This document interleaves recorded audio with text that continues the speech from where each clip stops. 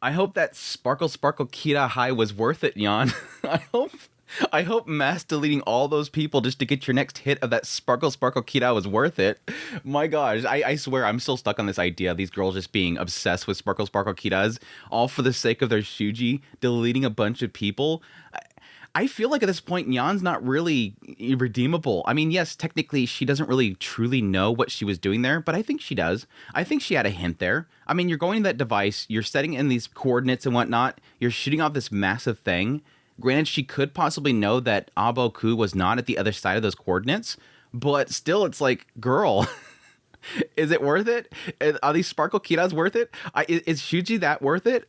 There's a side of me that almost feels like Shuji's on the other side of the Zeknova, just like chilling over there, kind of wondering why these Zeknovas keep appearing next to him in random objects. And he's just like, I wonder how Nyan and not Machu's doing. And over on this side, we're seeing that she's just deleting people just so that she can find Shuji. It's messed up. It's messed up. But I have to say, after episode 10 of Mobile Suit Gundam GQuuuuuuX, I'm getting all Noah vibes here. I'm getting all Noah Zero vibes here. We have two girls on two sides of the battlefield. They have both been giving these signature weapons, and they're going to fight each other inside of this compound. I just feel like this whole thing's going to end with all Noah style, where literally their machines get broken up, and they're face-to-face with each other, and they both got their guns, and then one's probably looking down the other person, and then fire, and the episode ends, and that'll be the end of the core. They'll just end the core there, and then we'll get a second core at some point where Machi's got a robotic eyeball, and the whole story just goes downhill from there. Just completely new characters, dumb story, blah, blah, blah. I don't know. I'm getting those vibes there. I do like the symbolism of the gun. The gun, I think, is really a symbolism. There's two symbolisms to it. One end is, for Shalia's gun, it is a symbolism of him becoming empty. This whole story about his going to Jupiter, going all the way out there to find resources for Zeon, and he gets stranded. He gets to a point where he gives up on life.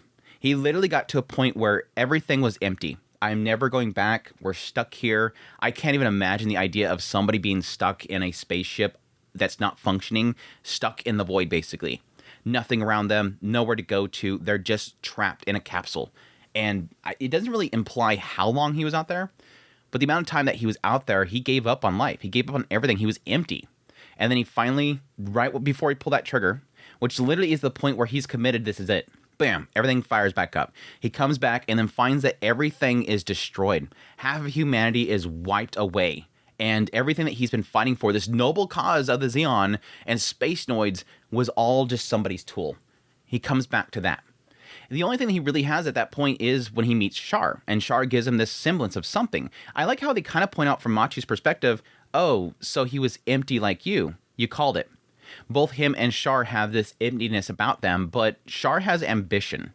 He's me, but he has a cause. And I think that's what they're sort of signifying that Shalia sees in Char. He's just like me, but he has an ambition. And that ambition is what he's striving for, and I kind of was drawn to that. It gave him a purpose amongst emptiness. So the gun represents that emptiness and that still that ambition for something. That there's still there's a cause that you can go for that's outside of political leads. I think that really is what it is. Shalia was following Zeons. He was following Zabi. He was going that whole route there. And by the time he gets back, he realized that it wasn't a purpose that he wanted, because the Space Noids were destroying each other. The Space Noids turned into sort of the bad guy in that situation. This is no longer a noble cause. And I think what that's sort of pushing upon Machu is the desire just to go for what you desire. Go towards this. I like at the very end of this episode, Shalia does tell Machu, you know, look, go do what you want to do. There's a girl and she's in the middle there and you could stop this laser from going off, but he initially says, do what you want to do. He doesn't say do this. He does give her the parameters. You can go do this thing, go inside there, take that girl. But he doesn't really say what to do. He just doesn't want to see new types be exploited like this, using their powers for negative causes, which again was sort of what the Zeon did. The other gun, though, with Casilia's side, she's giving Non a gun, and it seems to symbolize the idea of not hesitating. The idea that if you have something, you can have all the ability in the world. She sees Nyan as being a tool and a very useful tool. But she's pressing upon Nyan the idea of utilizing strength and not hesitating. And I think that might sort of stem back to Kycilia's regrets around her father, Girin, and all that kind of stuff. Their family's a mess. Girin killed their father, all for the sake of power. And Kycilia wants to take that power from her brother. And so I think really what this is sort of signifying, again, that lack of not wanting to have those regrets, not hesitating and whatnot, jumping right in there and taking action. And I think that's sort of being instilled upon Nyan, the idea of never hesitate to pull that trigger, which is unfortunately the big upset of the entire episode. That's the really downfall of Nyan's character, is accepting to go in there and pull that trigger without even thinking. It doesn't seem like she knows what's on the other side of those coordinates. She doesn't know where that's aiming towards. She just knows that if I activate this, it makes a Zeknova, and I might be able to pull Shuji out of it. Oh, it's so sparkle, sparkle, kira, kira. Why am I feeling sick? I think the realization comes at the end there. She finally realizes something. I don't know what would signify to her that happened, besides maybe her new type powers, realizing the loss of life, that because her new type powers, she's able to sense and feel the death of, we're talking millions of people, at least hundreds of thousands of people, I would assume. I mean, that fortress is huge. Alboku is huge. That thing's massive. It's got to have a lot of people in there. And then you have the entire defense force that was in the way as well. This is a bad move, but again, it is to the symbolism of that gun. Pull that trigger. Don't hesitate. Never hesitate. You have to go beyond what your capabilities are. The other symbolism of the gun is really the aspect of, and what sort of what Kycilia is putting into Nyan's mind there, is these girls can pilot these mecha all the time. And they got this before with Anki. You can pilot these machines all you like, and you can keep pulling that trigger and you'll never feel a thing. But it's different when you're face to face with somebody. There's eventually going to come a time where the two of them are face to face with each other and they're going to have to pull that trigger, or to somebody else. That's the other kind of symbolisms that the gun really does show.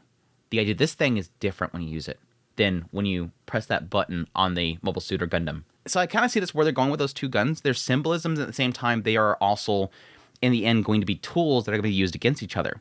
In the end, the two of them will come against each other, and at some point they will both be face to face with each other, and they'll both have their guns ready to fire. It just hasn't quite signified to either one of them that that's them.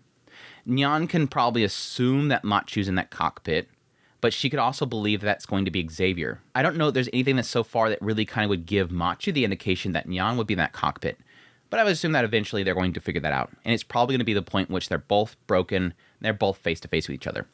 And again, will they pull that trigger? I hope they do it well. I really do hope they do it well. Again, it seemed very, very obvious the moment that Nyan got in that pilot seat of the GQuuuuuuX that eventually one day the two of them are going to be face-to-face against each other. They're going to be rivals against each other.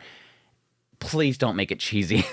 Please don't make it cheesy. I just don't really... Too many times have we had this scenario and it turns out really cheesy. Please don't mess it up. Anyways, yeah, overall, episode was solid. We had to talk about Casilia taking down Girin. That was a bit abrupt. The idea that, yes, she uses this poison to essentially kill everybody in the room, including Girin. It was an interesting conversation when they first get in there because, yes, obviously Cacilia's been waiting for this moment. She's ready to take action. She's going to take down Girin, take over the entire force. But when they get in the room, yes, Girin immediately starts to kind of take jabs at her. Immediately she turns on him. What are you doing with the space noids? The Federation forces are still acting as if they own space. What are you doing about this thing? You're not acting fast enough, basically. And I think, again, that's really to the difference in what Girin and Casilia see and how they're going to handle Earth. As we see with her conversation with Nyan, Casilia seemingly wants to wipe out all of the Earth. She wants to wipe them all out. She wants to get rid of the entire threat. For us space noise to move on forward, for us to be truly happy, we have to get rid of these old people on Earth. They're never going to let us be happy. And I think she's really annoyed by how Girin is not taking enough action. And plus, again, she doesn't like Girin. She wants control. She wants to be the Supreme Commander. But it was interesting during that conversation, at some point, she does take a quick jab at him. One was the aspect of the Federation still acting like they own space. They're still, acting on supremacy. And yes, too, the fact that for some reason my location was leaked and we don't know who did that still.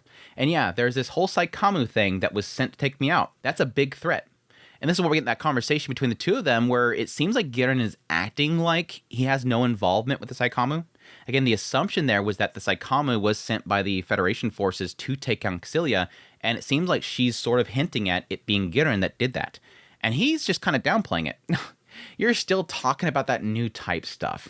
What are you talking about? You're still stuck on that stuff. If they're so great, let them rise up and take us all out. And if they survive, good on them. If they fail, then so be it. There seems to be like an element here of him just really downplaying even seeing that as a threat.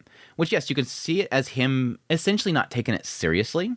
Which, by all accounts, it seems like, again, the Saikami was sent by a Federation force, not necessarily by Girin. But Casilia believes that he is utilizing them. And that's, of course, when she says, you know, even after killing father, you just are so naive. Just takes them all out with the poison.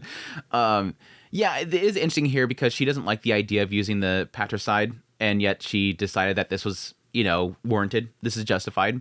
You know, taking them down was justified. But I don't like the idea of using that. And I guess that's to the credit of her. They would never suspect that. Knew that she wouldn't want to use that. But then she used it in order to take him out. But yeah, to what I was saying earlier, that was very quick.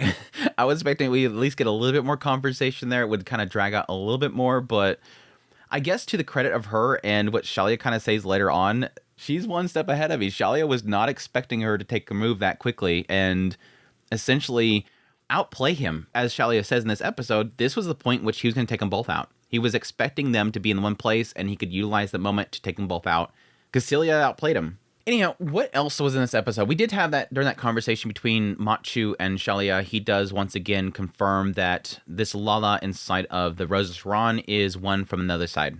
That these are new types that have been able to see the other side, and apparently she's from that other side. The other side of the Zeknova that only the new types are aware of. But again, like he said before, he believes that Char has some sort of connection to it, and that's why he's really looking into it. Which, speaking of other side individuals, Shirozu, I didn't see it the last time he was on the screen. I didn't realize that he had blue eyes.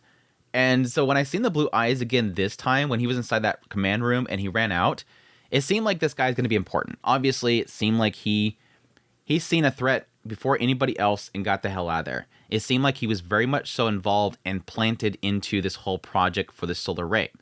And I think the moment that I seen his eyes blue and the fact that he got out of there, and I don't know, maybe the fact that Nyan said that I smell something, I smell a rat or something like that, it made me kind of wonder if possibly, is it Char? I don't think it's Char because his hair is way too not blonde, like it's very muted color. His hair color is very similar to Gates, but Gates' eyes are not blue. Char's eyes are blue. So there is a side of me that can see that this might be Char and that he is a Char from another universe that went through the Zeknova and he's trying to stop this whole process. He's working undercover. And yeah, that would probably lead him to want to change his hair color a little bit. But I don't know. I think that's a stretch. He's got to be somebody important. I don't think I've ever heard of a Shirazu from the Gundam series, but we'll see. He could be Char. It did seem like he wasn't really expecting this to happen. But I want to say that there was some sort of indication that he was working with Casilia. The assumption there is that Shirazu and this other lady came there for the sake of implanting probably the connections for G-Fred to be able to integrate with it. That would be the assumption there. But yeah, the final scene, again, Jan going inside of the solar ray, the Yamagnutho. I hate that name.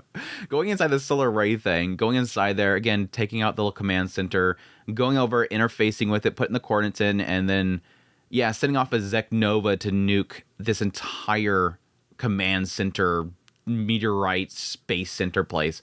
There was a couple things interesting in here. One was the indication that, from Machu's perspective, that the Rose of Sharon was crying. Makes sense. I can totally see this because, again, inside of this solar ray thing is the Rose of Sharon, is this massive mobile armor, and inside of that is this Lala from the other side. This Lala that has come through a Zeknova or something to arrive in this universe. So she's sitting there, and she's basically being used as a tool. You have basically Neon's coming in and piloting her to make her do a horrible act. Lala inside of there, even though it seems like she is in a suspended state, she's crying out. She's not happy with this. She's being used as a weapon to kill a lot of people. So that's at least confirming that the Lala inside of there, although suspended, is sensing what she's doing and is not happy with what is unfolding, basically. The second thing that kind of unfolds here, and again, is more of a theory here, is what exactly happened when she created the Zeknova. When she caused this massive bolt and fired it at Abaku, there was a sense there, again, that 2 Abakus were there. That she was firing at this thing, and then suddenly right here, there's another one appearing, and then it collapses. But again, my initial thought was that, oh, so as she's firing at this other one, this Eknova is creating a portal somewhere else, and another one from another universe is coming in there. But again, the ships in there specifically said, why are we next to Earth? So again, it does imply that they were moved from over there to here before they were destroyed. But my theory still kind of holds that this could have been another one that was briefly shown, because again, in another universe, another one could be elsewhere, and it was brought there. As they've kind of pointed out with the Eknova, it is seemingly a wormhole. It's the concept of essentially creating a gateway to a parallel universe to get to another location in your own universe very quickly. So yes, in our vision, we see this hole, and through that hole, you end up here. But in reality, what it is sort of create this gateway to get somewhere quicker. So it's probably still the same Abaku, but either way, it's the same result. They're deleted. Everybody's deleted. Or again, just transported to another universe where Nyan can not feel like she just killed a bunch of people. Anyways, everything's kind of wrapping up with Machu getting super angry, hearing the Rose of Sharon crying. Who would use a weapon like that? She's going to go in there and teach this operator a lesson. Fight my friend Nyan. Xavier seemed like he was briefly upset about the orders, but he does seem like he wants to stick by Casilia. He's gonna fall in line, follow orders. He briefly stops Machu. I like that. Yeah, this is a military operation. It's not a clan battle. We're all gonna fight you. This isn't gonna be one of those things where we're gonna have a duel or something like that. Some duel of honor here. No, everybody shoots at you. This is a military operation. But yeah, then Shalia shows up. I hope Shalia lives. I think he's gonna be fine. Shalia's pretty beefy dude, but he is the bearded man. He's getting old. The young whippersnapper Xavier might be able to take him down. I don't think so though. Again, because Shalia is a true new type, and Xavier is not. He could still awaken to it, but it does feel like all indication has pointed to Xavier not necessarily being one, or at least he never taps into it. He was obviously brought into the project for a reason. He was brought into the G-Fred thing for a reason. But I don't know. We'll see.